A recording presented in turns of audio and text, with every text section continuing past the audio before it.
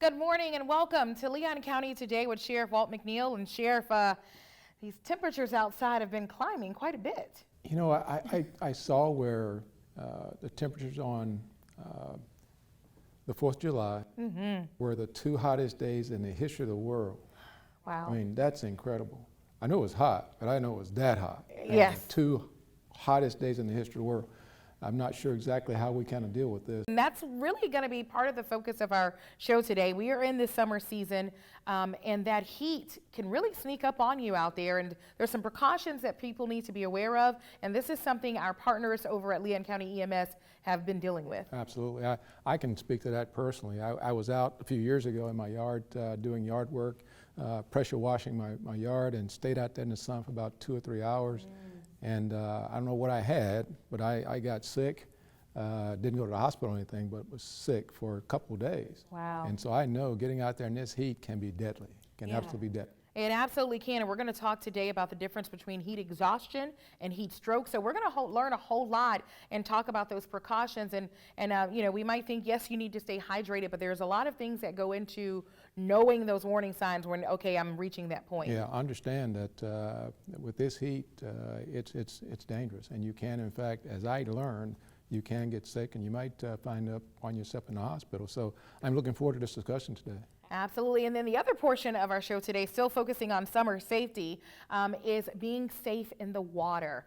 You know, more and more we talk about those learning how to swim, and at a young age teaching children those survival mechanisms. Yeah, every summer, Shonda, every summer just about, there's some horrific story that a family is sharing in terms of a lost child, in terms of summer swimming and going to the beach, and particularly now with those riptides that we talk about in the ocean out there. So I hope our guest today can enlighten us more about those problems and those issues. Yeah, the riptides, and there's sharks in the water. Sharks in the water. There are sharks in the water. Well, all right. I know to stay away from those. Yes, indeed. All right, we're going to break all that down today. So you want to be sure to stick around. Coming up, the danger zone when it comes to heat. You want to be careful out there. We'll talk about some of those tips. Stay tuned. This is Deputy Bragg with Leon County Sheriff's Office Canine Unit, and this is your Safety Tip Tuesday. A dog leash can save your best friend's life. When outdoors, keep your dog on a leash to prevent accidents and injuries. Keeping your dog on a leash can also prevent your dog from getting lost. On very hot days, limit exercise to early morning or evening hours. Asphalt gets very hot and can burn your pet's paws, so walk your dog on the grass if possible. Never leave your dog unattended in a closed vehicle. Heat stroke can occur and lead to brain damage or death. Signs of heat stroke are panting, drooling, rapid pulse, and fever. Immediately immerse the dog in cool water and seek emergency veterinary assistance. Anytime your pet is outside, make sure they have access to fresh, cold water. In heat waves, add ice to water when possible. And that's your Safety Tip Tuesday. Have a great day. Start your new career as a corrections officer at one of the state's most innovative agencies, the Leon County Sheriff's Office. When I left the academy, my training never stopped. Work with state-of-the-art technology. You can make a lot of money at a very young age. Starting pay is $50,000 a year with amazing benefits. Firearms, taser, driving training. A better work-life balance with more time off. They're going to sponsor you through the academy and pay you while you're there. Join the family. Apply today at leoncountyso.com.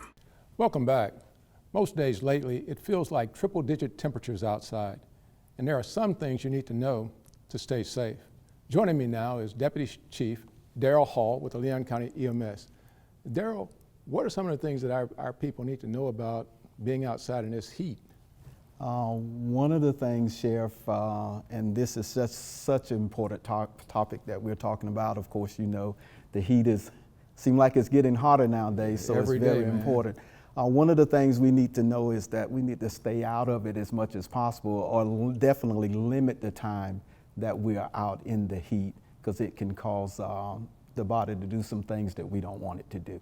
So either limit the time or stay out it, or if you feel yourself getting a little winded, of course you need to get out of the heat and get to someplace cool. Yeah, you know, I was talking previously about being out myself in my yard, doing some work a few years ago, and just got sick, and I had to get some medical help. Yes. So talk about what's the difference between heat exhaustion and strokes? When you talk about, I heard you talking about what you experienced, and that was basically heat exhaustion. Okay.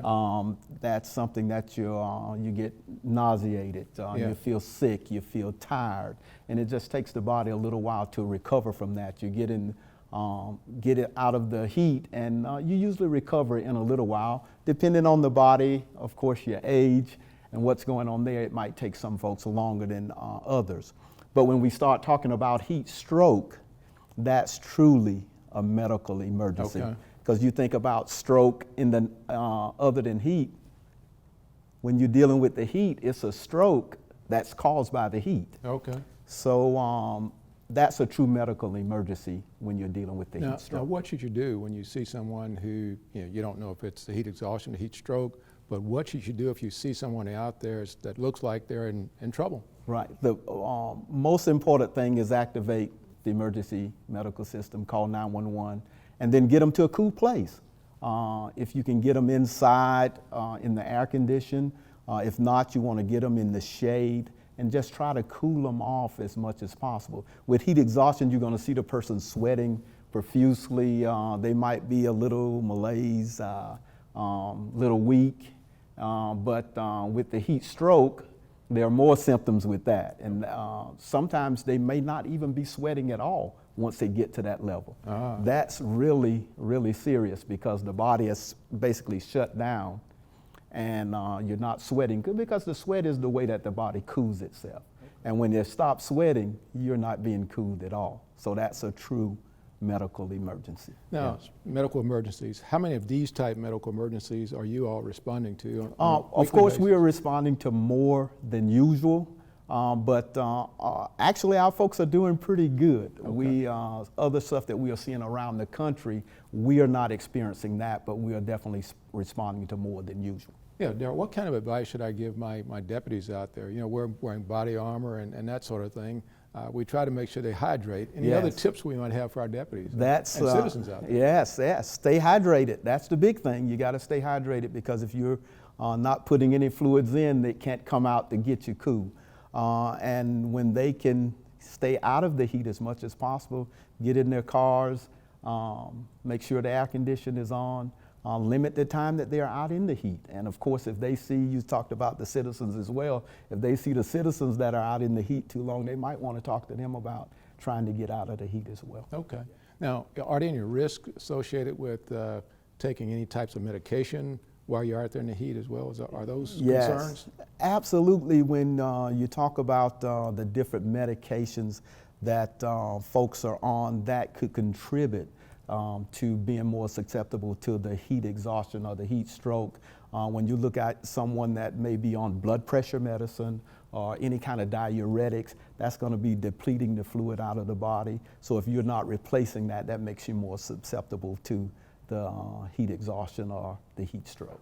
Yeah, what are some of the advice that you can give citizens generally about their safety in the heat in our community? In the heat, as I said, limit the time that you have are out in the heat, and also cool yourself down, stay hydrated, cool yourself down. I know we're in Tallahassee, and I probably shouldn't say Gatorade, but Gatorade, Powerade, stuff like that, and water. Water is the great thing. Keep your body hydrated with water, and that would help you. And get yourself in a cool spot. If you see somebody that look like they're suffering, get them into a cool spot. We talk about hosing them off, but one of the things we have to be concerned about is the water hose has been out in the heat as well. Right. So that first water coming out of there can be very hot. Well, so you got to run it for a while before Darryl, you start putting on. Thank you for all the great information you've shared with us today.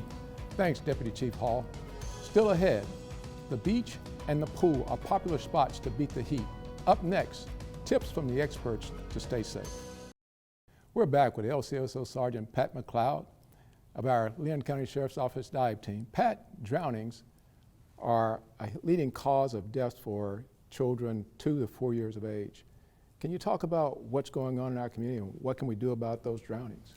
One of the things that we see and encounter most, even just as a law enforcement agency, not necessarily a dive team, but we we watch people go and have fun. There's a lot of children that come out that say they can swim.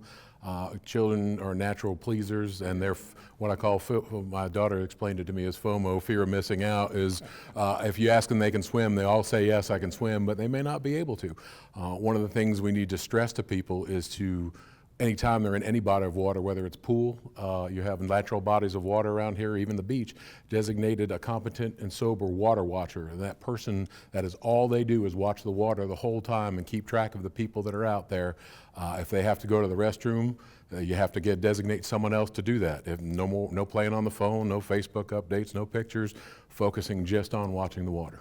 That's interesting. You said watching the water, not watching the child, but watching the water. Keeping an eye on the children that are in the water, see what's around the children as well, but also trying to remember, if you can't remember names, identify clothing patterns, look for the number of children you're watching. And it can be difficult, particularly in public places, because a lot of children gather around together, and it's okay, which one are mine? Actually, why not keep an eye on all of them? If anybody looks like they're struggling, now's the time to go and intervene. Wow, good point. How often, or how early, I should say, should parents teach their children to swim? A lot of it, if you Google it online, you'll find people that recommend age 1 to 4 is the best time to start, but there are other people that recommend infant level, what they call survival floating training for infants. What you need to do is evaluate as a parent, evaluate your child, see where they are at emotionally, physically, and what their level of development is, and find out what works best for them. Because what you don't want to do is, just because they're a certain age, put them in the water where it may have a traumatic or a scary situation, and it causes them to be afraid of the water from then on. Yeah, you know, and early on, Shonda Knight and I were talking about, she was talking more than I was, about these shark attacks. I've seen a little bit of that on the news and that, what have you, but what kind of advice can you give to our folks about shark attacks? Well, anytime you're in their environment, and anytime we're in the water, we're in another creature's environment. You try to avoid peak times for what is activity early in the morning or late in the evening, what we call feeding times. But even that goes for not just sharks and saltwater type of encounters. You deal with them you're in a lake and spring area here where there are gators and snakes and all those type of things. Be aware of the water you're around. Take warning from the people that will post and notify you about the area. If you're unsure or you're not aware of what's in the area, it's better to not go there, better to go someplace else. Yeah, one of the things, Pat, that sharks obviously, and you talked about other animals in the water, but oftentimes when I go down to the beach and I go down to just get in the water myself, I see people out there boating and they're having a party. They're out there, man, sometimes they've got a lot of people on the boat with them and they're just having a great time out there. Obviously they're under the influence because they're drinking and boating. What kind of advice can we give those folks about safety out there? The biggest thing is just like driving. You don't want to ride with somebody who's been drinking. Tipsy boating is the same as tipsy driving. It's the same as drunk driving. You want to be aware of that, and if you see somebody, speak to them as your friend. Say, hey, I don't want you to be in this situation. Always ride with somebody who takes the time to make sure they're sober and aware of what's going on. If you're in a situation with that, it would be better to call someone to get you out of that situation if you can find a different ride, or just avoid the situation altogether. It's a frank discussion you have to have with somebody when you go out on a boat. And one of the biggest things too, just like if you were checking to see the gas in a boat or the motor's running, you want to make sure the person is capable and sober to operate the boat. Yeah. Well, Pat, thank you. Any last remarks you might want to make to our citizens out there about boating? The biggest thing with boating is make sure you wear a life jacket, and one that's Coast Guard approved and size and age appropriate for the person that's wearing it. You may buy a child a flotation device. Make sure it is Coast Guard approved. A raft or for a pool is not a very safe flotation device. Make sure it fits them, and as they grow, you're going to have to replace that. You don't buy your children one pair of shoes. As they get older, you need to upgrade the equipment they're using and make sure it's safe for them. Well, thanks again, Pat. Great job, man. Up next, in our Deputy on Duty, why this sergeant had all the buzz at the detention facility. Stay tuned. On this episode of Deputy on Duty, we introduce you to Sergeant Daniel Whaley. To tell you the truth, I never really wanted to work in law enforcement. My father was law enforcement. He was with Tallahassee Police Department for 20 plus years. I have a long family history of law enforcement, and once I got into it, though, I just fell in love with it. I fell in love with corrections. Sergeant Whaley manages the classification unit at the Leon County Detention Facility, but his career started in the United States Air Force. After serving 6 years, he returned home to Wakulla County and started his own business. Before coming home, when I came home, I did environmental work for about 8 years. And to tell you the truth, when the system kind of dried up, I sold the company and I went looking for a state job that had some benefits with 2 young children, need some health care. And I walked into Workforce, at that time it was Workforce Florida, and there was this really cool sign with a bunch of people in riot gear on it. And I said, well, that looks pretty cool. What's that about? And the Department of Corrections at the time was hiring 210 people for Wakulla DOC that was opening a new branch. So that's where I started. Now he helps to manage a critical unit at the detention facility, the award-winning classification unit. During the COVID pandemic, the unit faced and overcame many challenges related to staffing shortages and ensuring the safety of both the employees and the inmates. The unit was the unit of the year in 2021. I'm so fortunate because I had this amazing team of officers that just absolutely can run this without me even being here. So I have to give kudos to them because they make my life so much easier. The classification unit is made up of all sworn correctional officers, and it's the backbone of the Leon County Detention Facility. Simply put, the unit determines the security level at which incarcerated individuals are housed. And we do all the programs, Zoom court, classification. We do so much. I don't think people realize just how much is on our plates as a classification unit. And he's right. Sergeant Whaley played a huge role in the creation of the Ecology and Reentry Training Hub known as Earth Haven, where inmates are making a huge impact on the planet and their own futures. The program teaches inmates new skills and also supports the bee population. Sergeant Whaley's entrepreneurial spirit served as the inspiration. I started beekeeping on my own as my kind of little side gig, going in our 5th year now. We run about 210 hives, and when I brought some honey in one day, I went up to see Assistant Sheriff Harrelson and Captain Bordeaux and everybody and brought them all honey, and we got to talking about bee programs. And if you know Assistant Sheriff Harrelson, he immediately went into searching Google, and we found that place out in Texas that has a bee program that did really well. There wasn't currently anything going on in the entire Southeast we could find. So we started putting together the idea of building our own program here. Right now, more than 50,000 bees call Earth Haven home. They'll help pollinate surrounding crops.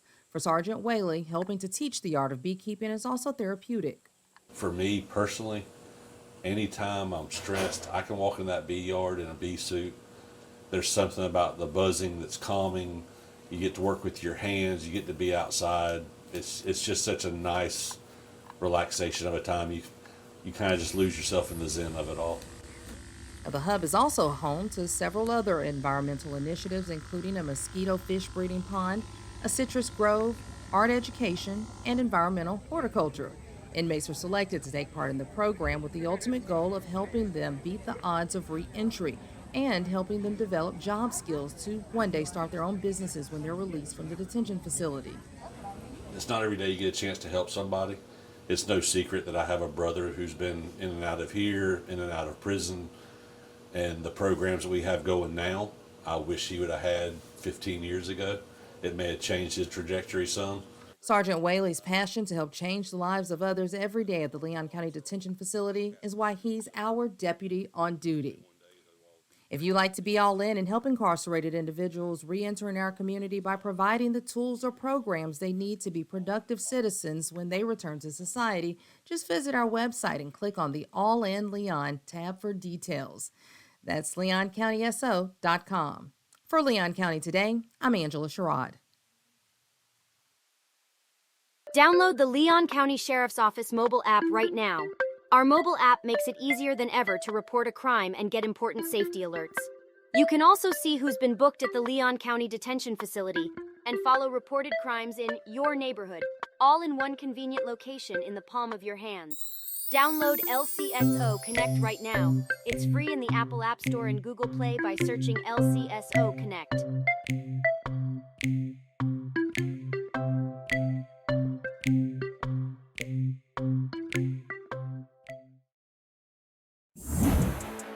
Start your new career as a corrections officer at one of the state's most innovative agencies, the Leon County Sheriff's Office. When I left the academy, my training never stopped. Work with state-of-the-art technology. You can make a lot of money at a very young age. Starting pay is $50,000 a year with amazing benefits. Firearms, taser, driving training. A better work-life balance with more time off. They're going to sponsor you through the academy and pay you while you're there. Join the family. Apply today at leoncountyso.com. Welcome back to Leon County Today, Sheriff. A full show, and we've got to talk about this beekeeping. You know, it's been all the buzz in our community. All the buzz. You see what I do there? But our detention facility, really such a unique opportunity for incarcerated individuals to take advantage of. Yeah, first of all, the idea of having an occupation that emanates from the Leon County Detention Facility, where inmates are involved in trying to get gainfully employed in an occupation, actually in a skill set that has value to our community, and beekeeping is one of those. We started initially talking about that happening. I was a little optimistically pessimistic, you might say, in and out sort of, but now that we've gotten it off the ground and running, it is going to make a huge impact, not only in the Leon County Sheriff's Office, those persons who are formerly incarcerated, but also in terms of the ecosystem in our communities. The bees are out there doing all this pollinating and making stuff grow. And so I'm so excited about that and the prospects of getting more jobs for people coming out. And as I'm hearing, more of our employees at the Leon County Detention Facility are also excited about it. Absolutely. And perhaps looking at those as hobbies as well. So really a great opportunity for our community. Yes, it is indeed. And Sergeant Whaley, can't say enough about him and his efforts to help get this off the ground. Yes, he's just phenomenal. I can't tell you how much we appreciate him. Again, we wouldn't be able to do it without him. He had the expertise right off the bat to do it because he was already involved in beekeeping. And he's made an impact in the Leon County Sheriff's Office. Awesome. Well, we want to thank you all for joining us for another episode. We'll see you back here next week.